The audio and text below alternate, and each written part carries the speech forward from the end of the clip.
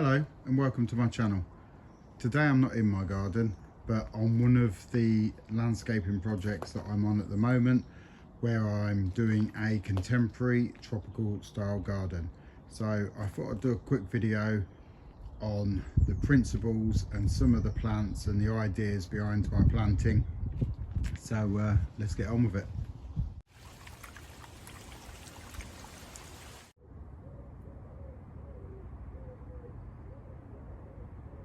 So as you can see, the project is far from done, but it's March now and we've started to get some of the planting in to get it out of the way well before we put the paving in.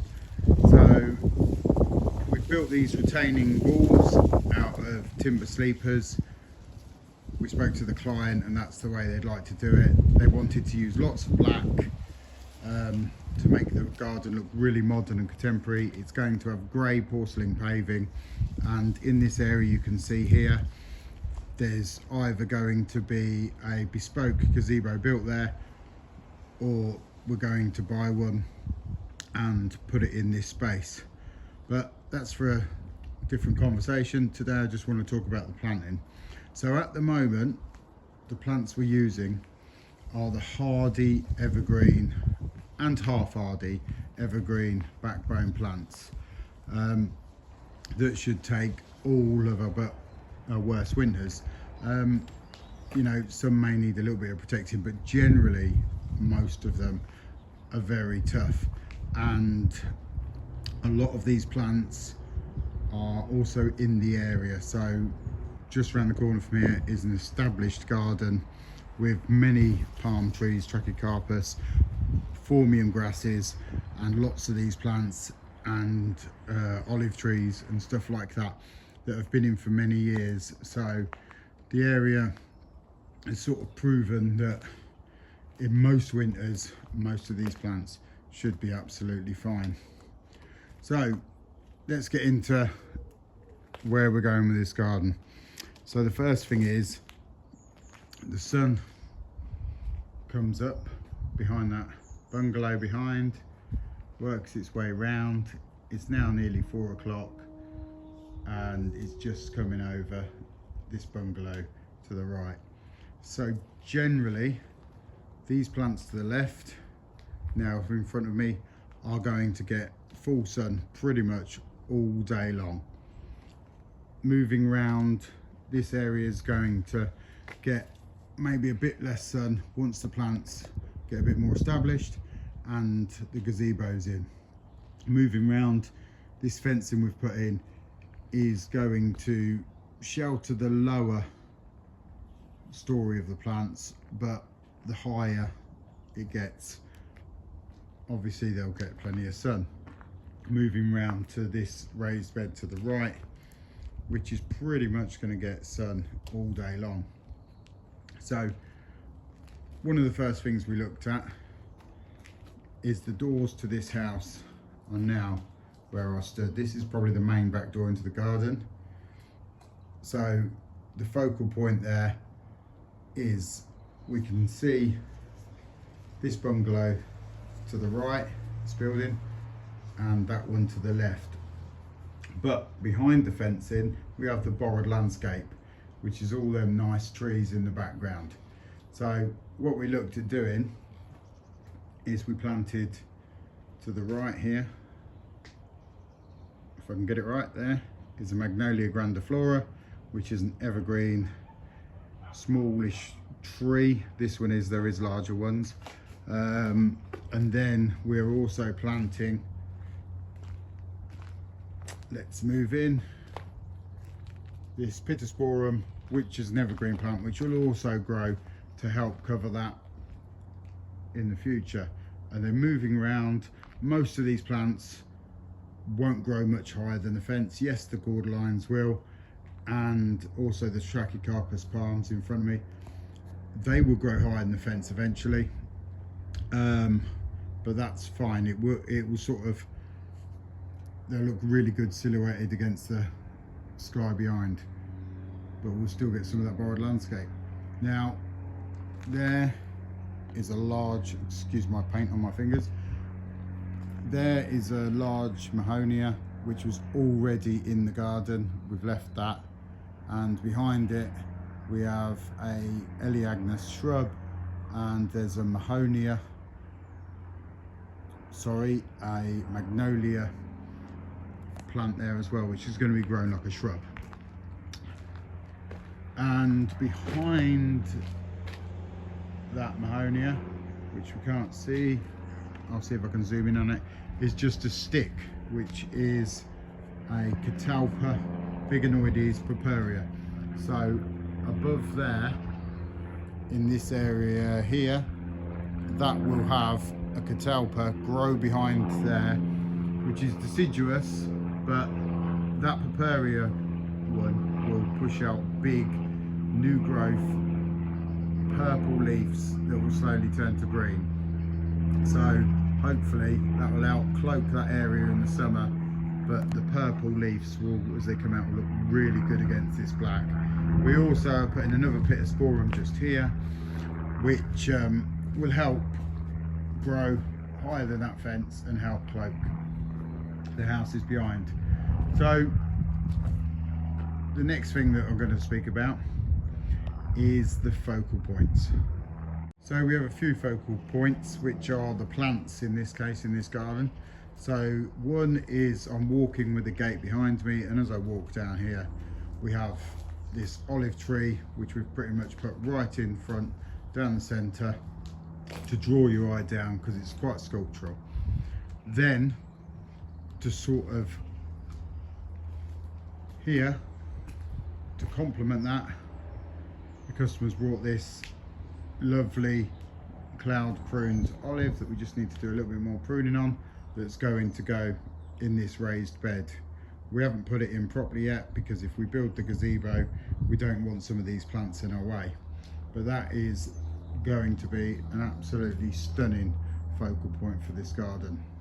And then the next one, I'm going to take a step back. I'm now at the doors walking out into the garden, and this is going to be paved all the way through. So right in the centre we've put this Trachycarpus, which is going to grow as a nice focal point right in the middle of this area, just to give it a little bit of sort of structure to the centre of the garden. It's a contemporary garden, so we tend to use some of these plants as more focal points rather than just blend them all in, even though there will be an element of that. And then to the right, as I move across, we've also put this Trachycarpus just here because this is another set of doors looking out. So we've put it right in the center of the bed, and you can also see the one across there in the same eye line to sort of repeat plant. So as these two grow, they should look quite good together as a pair. These raised beds, we've given it plenty of room. This palm has at least 3 foot on either side of it to grow, so it should never grow to a point where the leaves realistically overhang the edge of the raised bed.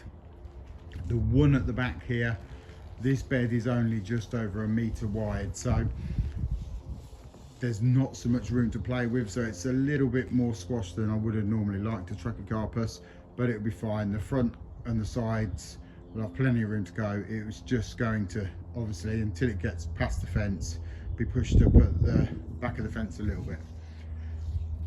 Right, let's go on to the next thing that we're going to go on to. Right, the soil. We've done a few pH tests and it's pretty much in most areas neutral, maybe to a little alkaline, so absolutely fine for most plants, but be aware of that. If you can buy a cheap little soil kit, then do a few soil tests and just make sure that the plants that you're buying are actually going to like the conditions and the soil you've got them in. This is, we've been here quite a while now, and as you can see we've dug a lot of soil out and it's been very free draining. Considering it's been one of, if not the wettest winter we've pretty much had in my area. So we know it's neutral, we know it's free draining, so then we just have to prepare the soil for the plants that we're going to put in. So let's go on to that. This area here we are going to do behind this gazebo is going to be very much green, more lush type planting. So that's why we've got the Trachycarpus wagnerianus, we've got Mahonia sweet winter, then we're putting these Nandinas in, we've got the Magnolia, Fatsia japonica, gone a bit blurry there, the Elaeagnus, the Mahonia, then we're going to put these silver astelias in, Pittosporum, and we've got this large variegated Fatsia just there. So this area going round from the quarter lines all the way around is going to be very much greens. We are going to add a little bit of colour in there, but very much greens, very much lush planting. So when we sit under here, it feels very, very green and calming and relaxing. But then moving round, as we go round to this part, the plan is to make it become much more Mediterranean planting. It's going to get plenty of sun. We've not added anything, any goodness at this point to the soil, because a lot of the Mediterranean plants, we don't really want to add compost or manure to it, whereas the planting at the back with the lush green stuff, we've mixed in some manure and compost and feed into these beds already. But this area around here is just, all that's added in this is horticultural sand, and we've added grit, even though it's free draining. And behind all these raised beds, which have been protected with bitumen, then they have been backfilled with pea gravel, so all around here is going to drain really, really well. Hence why it probably suits this Mediterranean type planting. So I'm not going to go totally into every plant we've put into this garden, because I'd rather do that more when I fill all the gaps. The plants, you can see, are not all in their final place. That's why some of them, the pots are just sunken, because until I see this gazebo built and see what shade that casts and what it doesn't, then that's when I'll decide the final places for some things. Couple other things. So we're looking at, obviously this part is going to be the Mediterranean bit. This inspection chamber here, this is just for a rainwater inspection chamber. We're going to lower that and possibly put a cordon steel water bowl on that, which will look really nice against the dark black. And then we'll plant these lovely Euphorbia minors merlots and plants like that around it, which should go really well with the rusty look of the cordon steel. And that's why, if we look at some of the colours that we're using, the colour palette for this garden are colours that we generally think that go really well against a black canvas.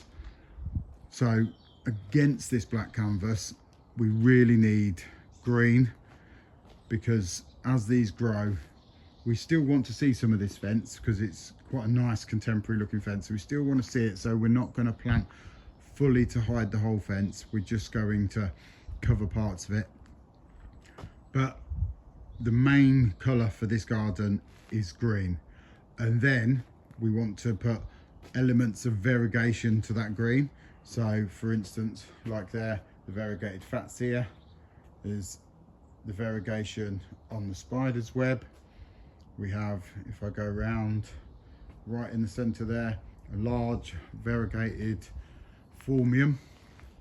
If I move around, this might not necessarily be going there, but it's a lovely variegated Euonymus. like I say, I'm not going to go too much detail of the plants. If you want to know any specific names, just put a timestamp on it in a comment and I'll try and tell you what they are. But I am going to go into more detail, hopefully, into future videos. So this more Mediterranean style planting, the customer likes lots of grasses. They like the softness of that it brings. So there's plenty of phormiums and that going into this garden, but we're also going to use plenty of these carex grasses, like this bronze carex here, and we've got some others here to sample round.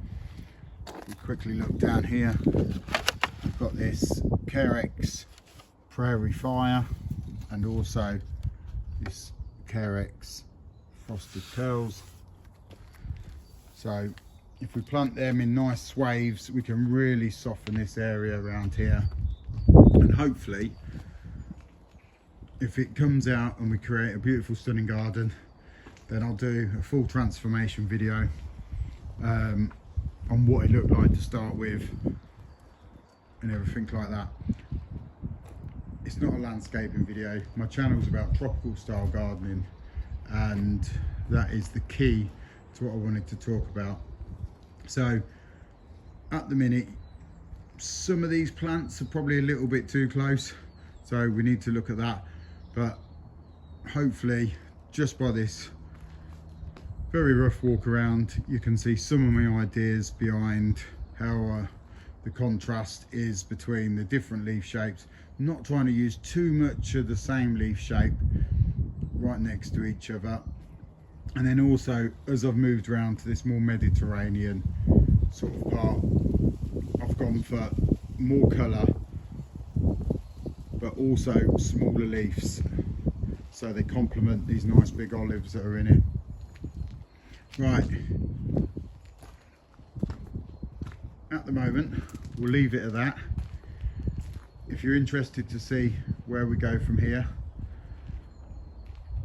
please leave in the comments, and hopefully I'll do a couple more videos when it's all fully planted up and we've added all the extra plants.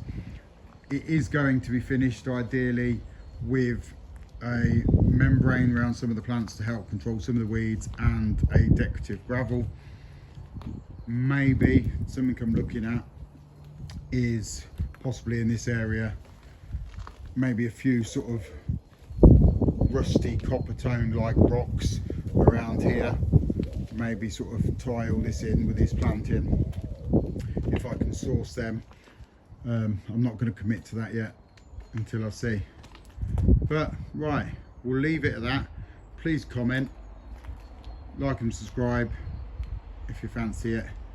Hoping to show you more. If there's any other things you'd like to know about this garden, obviously the sleepers ain't finished. We ain't painted the tops yet because we've got to put all the caps in and build the gazebo before we do that. That's why I wouldn't normally show a garden at this stage, believe me, but I think that some people that are quite new to this might appreciate seeing it at the earlier stages when the first lot of evergreen backbone plants go in. The clients for this job aren't really gardeners. They don't mind doing a little bit, so we're going for low maintenance, not no maintenance. There isn't really such a thing. So we're trying to also go for plants that look good all year round and have different interest at different times of the year. Like I say, if people are interested and it goes well, I'll show more videos of this garden progressing in the future and go a bit more into detail about the planting combinations once they're all in. Thanks very much for watching, and I'll see you next time.